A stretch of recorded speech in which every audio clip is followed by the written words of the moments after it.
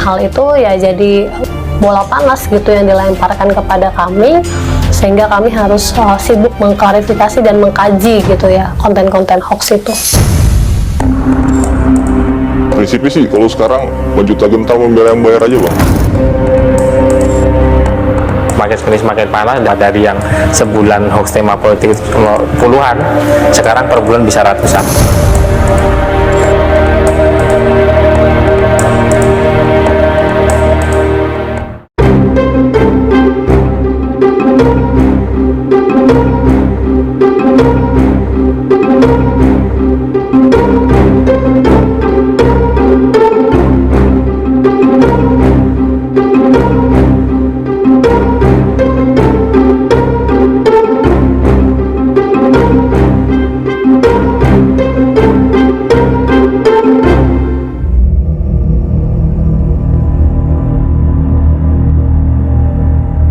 Berdasar data Kemenkominfo, sejak 2017, konten hoax menggaduhi musim pemilu di Indonesia. Informasi tidak benar berseliweran. Perselisihan hingga perpecahan mengancam kerukunan bangsa kita. Apalagi hoax yang dibalut teknologi AI, Artificial Intelligence, kini mengancam. Seberapa mesti kita berhati-hati? Program Berkas Kompas mengulasnya dalam episode kali ini. Hoax alias berita bohong jadi ancaman serius dalam mencipta ruang pemilu bebas fitnah. Informasi tak benar semacam ini mencemari ruang digital. Manipulasi informasi pastinya bisa memantik keresahan masyarakat. Ini Elza Yulianti Hidayah, caleg salah satu partai yang ikut berkontestasi dalam gelanggang pemilu 2024. Meski baru, tetapi partainya tak luput dari hoax. Akhir Januari lalu, beredar video hoax berisi deklarasi dukungan partai tempat Elza bernaung kepada salah satu paslon yang berlaga dalam Pilpres 2024. Beberapa kali memang partai itu dicatut namanya dan diambil mendukung salah satu paslon. Itu adalah salah satu upaya yang dilakukan untuk memecah belah internal partai itu sendiri. Elza bilang hoax yang mencatut nama partainya berdampak pada dirinya ketika menemui konstituen. Padahal sampai hari ini kan partai belum menyatakan sikap atau dukungan ya terhadap salah satu paslon. Hal itu ya jadi bola panas gitu yang dilemparkan kepada kami, sehingga kami harus sibuk mengklarifikasi dan mengkaji gitu ya konten-konten hoax itu. Konten hoax yang menyeret partai tempat Elza bernaung terdeteksi Mafindo, Masyarakat Anti Fitnah Indonesia yang punya perhatian melawan hoax. Dalam laman turnbackhoax.id yang dikelola Mafindo dijelaskan, konten itu ialah kumpulan cuplikan video yang tak saling berkaitan. Salah satunya aksi konsolidasi Persatuan Buruh Indonesia Provinsi Jakarta yang berlangsung 11 Februari 2023. Fakta lainnya, pemberi dukungan kepada salah satu paslon bukanlah partai, melainkan Poros Buruh untuk Perubahan DKI Jakarta. Mafindo mengategorikan konten video itu hoax. Itu harus nemu aslinya dari sumber-sumber valid, tidak bisa menggunakan satu referensi saja karena khawatirnya itu klarifikasi sepihak. Jadi harus ada setidaknya dua referensi itu. Pertama bisa dari artikel dari media, tapi ada juga yang kalau dalam bentuk foto atau video palsu atau dipelintir, disunting-sunting itu, beban di kami itu adalah kami harus menemukan aslinya untuk bisa menilai bahwa ini foto palsu. Si pengunggah konten hoax yakni akun YouTube Garuda Politik. Videonya tayang 28 Januari 2024. Hingga episode Berkas Kompas mengudara, konten bermuatan hoax ini masih bisa diakses dan telah ditonton sebanyak 1.800 kali.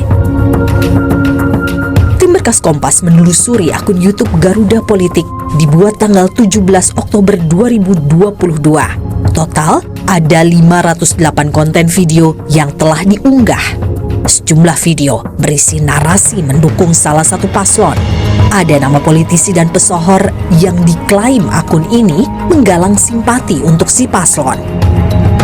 Kabar bohong seputar pemilu 2024 berseliweran sejak akhir 2022. Kemenkominfo mendata 227 konten hoax soal pemilu ada, miris sebab terjadi peningkatan hampir setiap bulan. Jumlah isu yang berkaitan dengan pemilu, ya khususnya berkaitan dengan hoax, sudah mencapai 227 isu. Gitu. Itu isunya, beda dengan sebarannya. Kalau sebarannya bisa mencapai lebih dari 3.000 sebaran yang ada di platform media sosial maupun di kanal-kanal berita online. Itu pun yang dilaporkan, belum yang tidak dilaporkan oleh masyarakat. Mengacu data Mafindo, nyaris 1.700 hoax terjadi di Indonesia sepanjang 2022. Tetapi, polisi cuma menindak 55 kasus penyebar berita bohong. Jomplang, ini artinya lemahnya penindakan hukum bikin hoax makin merajalela. Berseliwerannya hoax tak muncul dari ruang kosong. Segelintir orang menghalalkan hoax untuk menggapai hasratnya, entah untuk menggalang opini publik atau mengeruk cuan. Melalui sambungan telepon, kami mengontak NA. Ia seorang influencer atau pemengaruh yang punya 200.000 pengikut di media sosial X. NA mafhum betul soal seluk-beluk penyebaran hoax di jagat maya. Biasanya antara lempar ke agensi atau dia lempar ke teman-teman yang memang punya tim khusus untuk lempar-lempar begituan gitu loh, untuk akun-akun troopers atau bot-botnya gitu loh. Kalau untuk goals itu macam-macam bang. Misalkan dia untuk trending ya pasti nongol di trending topik lah ya. Misalkan di trending topik antara biasanya 1 sampai 20.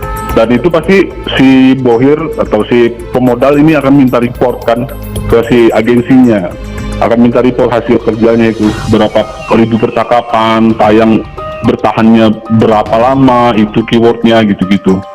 Ada juga yang goalsnya itu beda bang. Goalsnya itu yang penting message yang dia sampaikan itu dinotis sama orang yang disenggol atau sama pihak yang berwenang, misalkan entah sama pemerintah, entah sama aparat hukum gitu-gitu sih. Berapa bayaran sekali posting konten hoax seputar pemilu? Tergantung dari red card si orang yang punya akun kan. Kalau untuk ke agensi mungkin ya bisa dipastikan rata-rata orang itu untuk posting-postingan begini ya minimal punya 20 atau 30 lah, dan antara round 20 sampai 50 juta lah. Biasanya ada dua skema penyebaran hoax. Istilah di kita itu biasanya main panjang atau beli putus. Nah, yang tadi itu beli putus tuh, yang ada gua ada duit sekian, lu lempar, itu beli putus namanya. Kalau main panjang itu udah dibentuk bang. Setiap tim itu udah ada punya konten trending masing-masing sih. Makanya dia ngerunning terus kan. Setiap hari itu ada aja yang diomongin. Hoax membuat gaduh. Tim Berkas Kompas bertemu salah satu aktor di balik konten hoax pemilu 2024. Dia tak sungkan bercerita sepak terjangnya.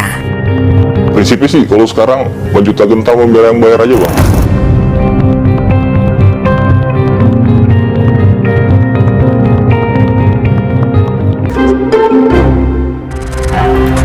Hoax sebetulnya bukan problem baru di Indonesia.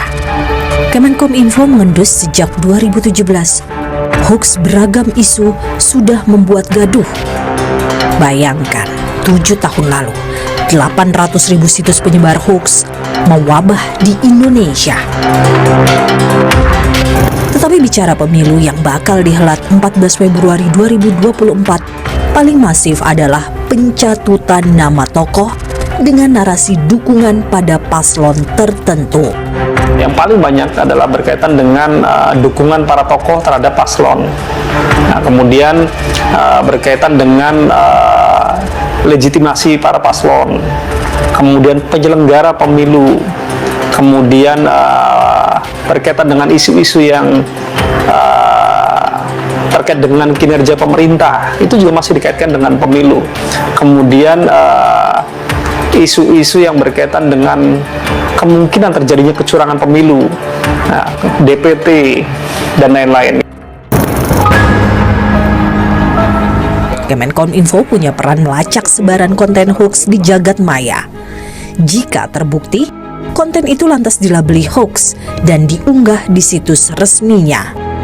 Kami melakukan labeling, istilahnya stempel itu kita sebenarnya labeling. Dan aja labeling hoax sekarang kita menggunakan QR code, sehingga ketika orang membuat stempel atau labeling yang sama, bisa di tracing ini sumbernya benar nggak dari Kominfo atau bukan. Konten hoax tersebar di seluruh platform media sosial. Facebook menempati urutan teratas. Sebaran hoax paling banyak itu ada di platform Facebook, ya. Kedua di platform X, ya, kalau di media sosial, ya. Kemudian ketiga misalnya di TikTok, Instagram, kemudian snack video dan lain-lain gitu. Dari 1.400 mungkin isunya hanya misalnya 50 atau 60, tapi jumlah konten ataupun akunnya sangat banyak, sehingga kami ajukan ke Facebook, ya. Ya, dan kemudian ditindaklanjuti oleh mereka. Kemenkominfo dan Mafindo senada ihwal peningkatan tajam konten hoax jelang pemilu. Cukup drastis.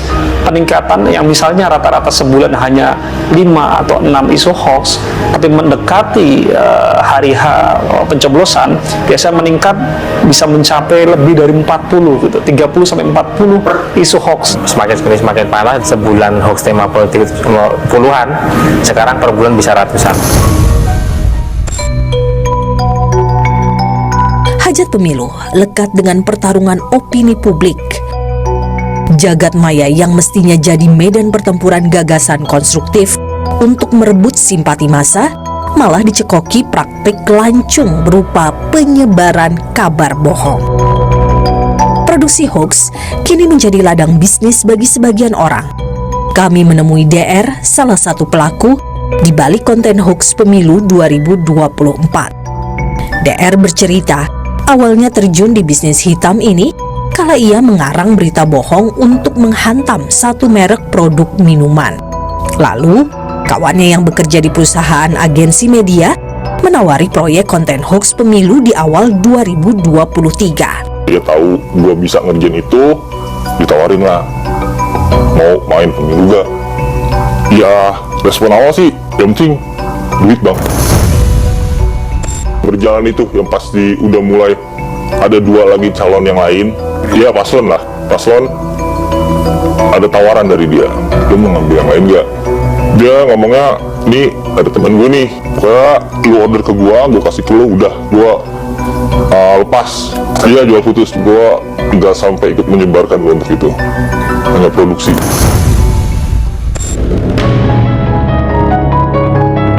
Jaringan meluas, DR terima pesanan hoax dari belasan perusahaan agensi media. Dalam sebulan, DR bisa mengolah 3 konten hoax. Bayarannya 2 juta per satu materi.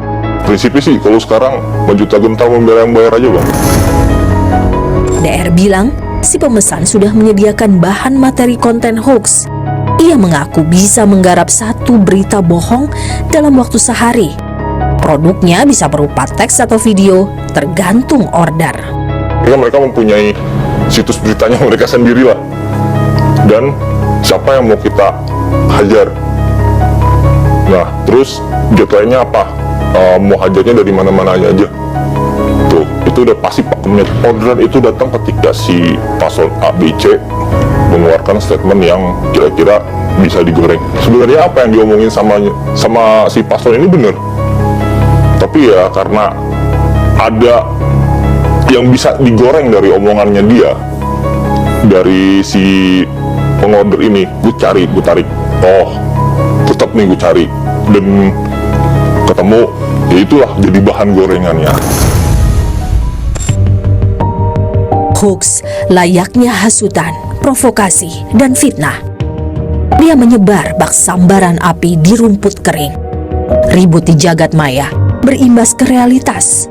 Kerusuhan di sekitar gedung Bawaslu Jakarta pasca pemilu 2019 jadi bukti telak efek hoax.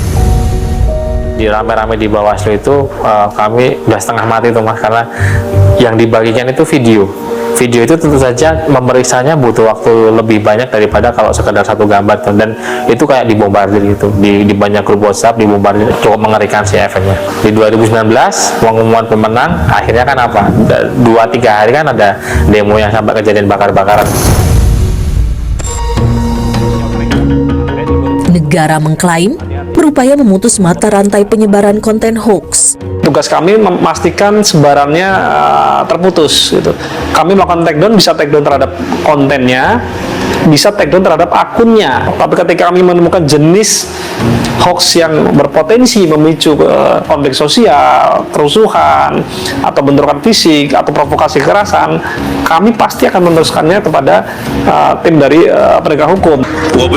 Pemanfaatan teknologi AI (Artificial Intelligence) yang kini berkembang pesat menjadi senjata baru bagi para pembuat hoax. Di pemilu 2024, penerapannya berseliweran di ruang digital. Hari ini lebih parah lagi ancamannya. Kita bisa dengan sangat mudah memanipulasi suatu gambar.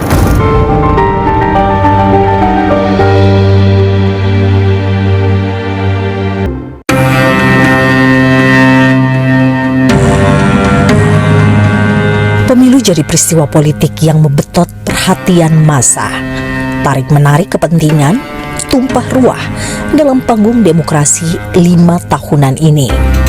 Cara kotor dihalalkan, hoax disebarkan agar lawan politik tumbang. Meningkatnya hoax tahun terakhir adalah fakta. Tapi, jika dibanding pemilu edisi sebelumnya, konten manipulatif di pemilu 2024 cenderung turun. Memelihara kubu yang saling berlawanan di medsos ini kan sesuatu yang dilangsungkan setiap hari, biar istilahnya biar nggak kehilangan pangsa pasarnya gitu ya. Nah, mungkin karena di luar pemilu pun si kubu-kubu ini selalu diprovokasi dan dipelihara gitu ya, konfliknya lama-lama masyarakat juga akan capek dan bosan. Karena memang platform-platform dari sosial media sudah cukup bagus melakukan penyaringan konten-konten hoax, sangat ketat sekali, sehingga sebarannya jauh lebih sedikit dibanding 2019. Ini belajar banyak dari 2019. Tapi awas, konten berita bohong hasil kecerdasan buatan alias artificial intelligence kini merajalela. 我不喜欢事情变得更加复杂。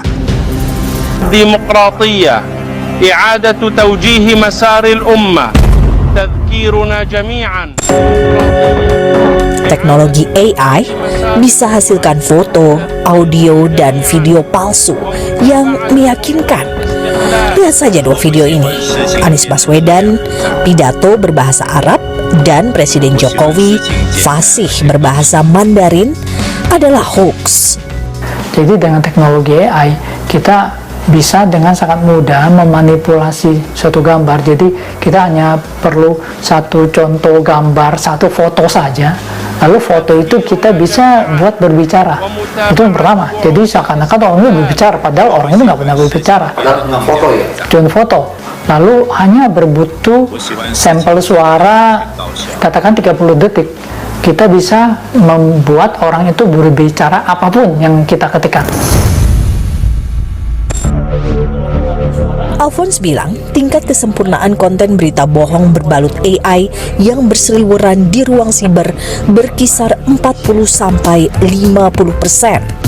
Pembuat konten ini dia bisa memanipulasi sedemikian rupa dan korbannya ini kurang waspada, ya kadang-kadang korban yang awam pun yang tidak terlalu fanatik dengan paslon A, tapi karena kurang pengetahuan dan dilihat, wah ini mungkin benar nih, nah bisa termakan.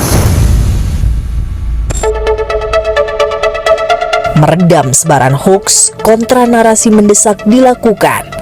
Mavindo yang lahir dari kepedulian masyarakat jadi salah satu garda terdepan untuk urusan tangkal menangkal hoax.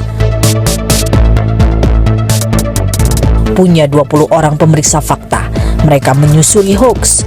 Tapi, sebagian besar penelusuran bermula dari laporan warganet. Ini temuan saya loh. Oh, ini temuan Mas Jadi, ya? Dari grup WhatsApp ada yang bawa video ini. Terus saya coba cek di selain WhatsApp itu ada apa enggak, ternyata nemu, dan ya udah, ini udah diarsip, ini tinggal bikin tangkapan layar. Terus biasa kalau begini kan kita menggunakan pencarian gambar gini nih. Ini video yang sudah diedit dan dipelintir seperti itu ya? Tuh, atas bawahnya tambahin. Oke, jadi di atas video. foto, di bawah foto ada narasi tambahan. Narasi tambahan. Videonya sih asli. Videonya asli ya? Asli. Pada saat dicari pun ada. Ya kalau mencari mencari Video? Video itu kan mengandalkan pencarian gambar juga kan.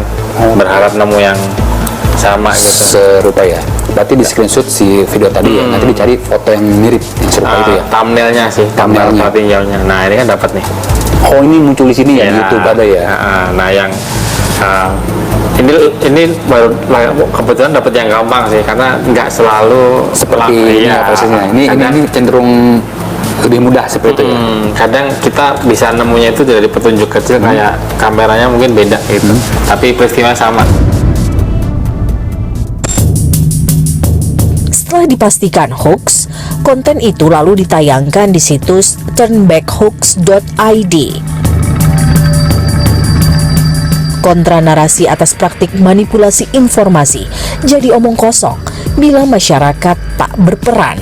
Padahal, ini wujud konkret menjaga kedamaian dan harmonisasi pemilu dari akar rumput.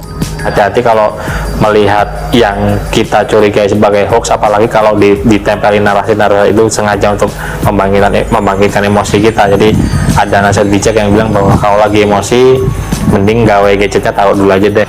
Masyarakat harus melakukan cek dan recheck gitu. Cek berulang, recheck berulang. Yang kedua, masyarakat bisa menanyakan ya kepada sumber-sumber terpercaya kalau itu berkaitan dengan hoax pemilu. Kemudian yang ketiga, ya, masyarakat bisa mengedukasi sesama pengguna lainnya ketika ada pengguna yang melakukan atau menyebarkan informasi hoax. Hoax mematikan demokrasi. Penyebaran hoax yang menciptakan polarisasi politik dapat merusak proses demokratis. Jangan gara-gara hoax setitik rusak tatanan demokrasi sebelangga. Saring sebelum sharing. Sharing yang penting. Jangan yang penting sharing.